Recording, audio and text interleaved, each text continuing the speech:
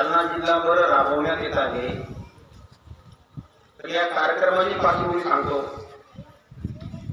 माननीय पोलीस अधीक्षक साहेब जालना, माननीय अपर पोलीस अधीक्षक साहेब जालना, विशेष पोलीस महानिरीक्षक साहेब छत्रपती संभाजीनगर व जिल्हा परिषद सीओ मॅडम यांच्या समन्वयाने मुलांना मुलींना शाळेतील मुलांमुलींना मार्गदर्शन करावे।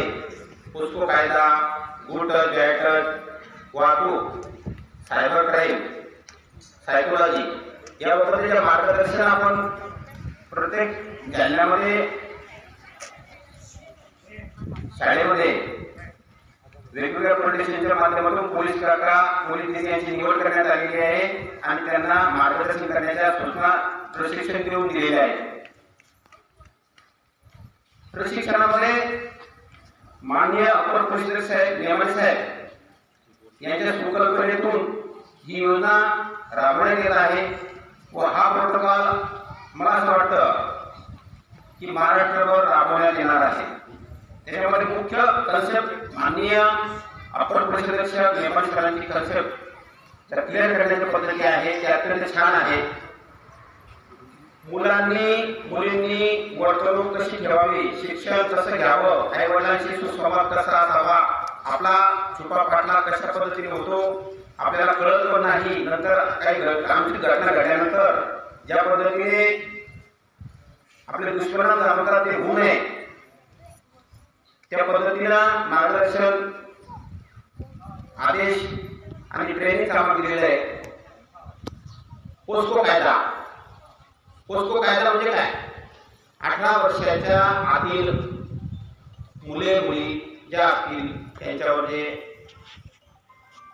पीडित म्हटल्यापेक्षा अन्याय झाला असेल, एखादा अतिप्रसंग झाला असेल, जे गुन्हे नोंदवले जातात तो पोस्को कायद्याप्रमाणे गुन्हे नोंदवले जातात। एखादी मुलगी तिच्या इच्छेविरुद्ध तिच्या इच्छेने पळून गेली कदाचित, पण त्याच्यामध्ये गुन्हा दाखल करावा लागतो। त्यासाठी आपण आपल्या आईवडिलांशी, आपल्या शिक्षकांशी चांगल्या पद्धतीने काही आपल्याला अन्याय झाला असेल किंवा कोणी आपली शेअर काढत असेल 100% शेअर करायचं आहे। आई वडिलांशी सुसंवाद चांगल्या प्रकारे करायचा आहे। एखादा अनोळखी माणूस तुमच्या संपर्कात येत असेल, तुम्हाला गोड गोड बोलत असेल तर त्याला त्याच्या भोवती आपल्याला बळी पडायचं नाहीये। काही असा प्रकार जाणवला तर पालक पोलीस स्टेशनला कळवायचे, तुमच्या मॅडमला शिक्षिकेला कळवायचे, शिक्षकांना कळवायचे आणि ज्यांनी आपल्याला जन्म दिला त्यांना सगळ्या गोष्टी खऱ्या सांगायला पाहिजे। आपण या गोष्टी सांगत नाही आणि एखाद्या दुर्घटना घडल्यानंतर मग खूप त्याचा वाईट परिणाम झालेला असतो, मग ती वेळ गेली असते। त्या पद्धतीने आपण आपल्या आई वडिलांशी झालेल्या घटना किंवा एखादा कोणी त्रास देत असेल आपल्याला की ज्याचा आपला पाठपुरावा करत असेल, आपल्याला तुम्हाला कळतंय मुलींविषयी, मुलींसाठी आपला पाठला कोण करतं हे आपल्याला कळत असतं, ते आपल्याशिवाय कोणालाही समजत नाही। मग ते आपणच जर स्वतः शेअर केला तर त्याच्यामध्ये मार्ग निघतो। गुड टच, बॅड टच त्याला म्हणतात सेम अनसेम। आपले आई वडील ज्या पद्धतीने आपल्याला स्पर्श करतात ते सेम किंवा आपण गुड टच म्हणतात। वाहतूक, आपण शाळेत जाताना येताना रोड क्रॉस करताना दोन्ही बाजूने व्यवस्थित बघायचे, वाहन आपल्या अंगावरील किंवा क्रॉस जाईल याची दक्षता बाळगायची आहे।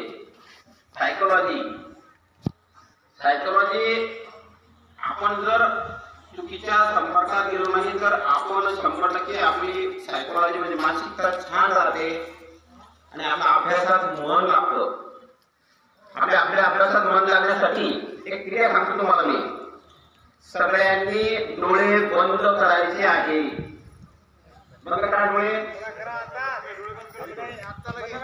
अभ्यासात वाढ करण्यासाठी, अभ्यासात दृढ शक्ती निर्माण करण्यासाठी आपल्याला समजा अभ्यासासाठी बसायचं आहे किंवा ज्या ठिकाणी आपण कन्फ्यूज झालो, एखाद्या गणिताचं उदाहरण आहे किंवा एखाद्या आपल्याला समजत नाही किंवा आपल्याला एखादा स्ट्रेस आला त्या ठिकाणी ही क्रिया करायची आहे. 1 2 3 4 5 6 7 8 9 10 श्वास रोखून धरायचा आहे. त्याच्यानंतर 6 म्हणेपर्यंत तो श्वास सोडायचा आहे. 1 2 3 4 5 6 हळूहळू श्वास सोडा आणि डोळे उघडा. आपली बुद्धी एका ठिकाणी केंद्रित होते, आपलं मन एका ठिकाणी केंद्रित होतं आणि आपण अभ्यासामध्ये चांगल्या प्रकारे लक्ष देऊ शकतो. झालं तुमचं पोस्को कायदा झाला, वाहतूक झाली, सायकोलॉजी झाली. आई वडिलांशी चांगल्या प्रकारे सौजन्याने वागा. आई वडिलांपेक्षा श्रेष्ठत्व काहीच नाही. घरी सांगावेत व पोलीस स्टेशनला जाऊन सांगावेत कोणत्यांचा पाठलाग करतायत आणि वाहतुकीचे नियम पाळावेत. आई वडिलांसोबत कधीही काही लपवू नका. सगळं शेअर करावे, नाहीतर पुढे मोठी अडचण. थँक्यू. मी अक्षरा शंकर डोंगरे. आज आपल्याला पोलीस काकांनी काही माहिती सांगितली ती मी तुम्हाला माझ्या शब्दात सांगणार आहे. जसे की वाहतूक आपण एखाद्या रोडवरून प्रवास करत असताना, रोड क्रॉस करत असताना आपण तो पाहून क्रॉस केला पाहिजे. आणि आपले जे मुलींमध्ये ज्या अडचणी असतात, कोणी आपला पाठलाग करला तरी आपण आपल्या आई वडिलांशी सहजपणे सांगितल्या पाहिजे किंवा शेअर केल्या पाहिजे. आणि आपल्याला काही आढळून आल्यास आपण आपल्या शाळेत शिक्षकांना किंवा मॅडमला सांगितले पाहिजे. थँक्यू.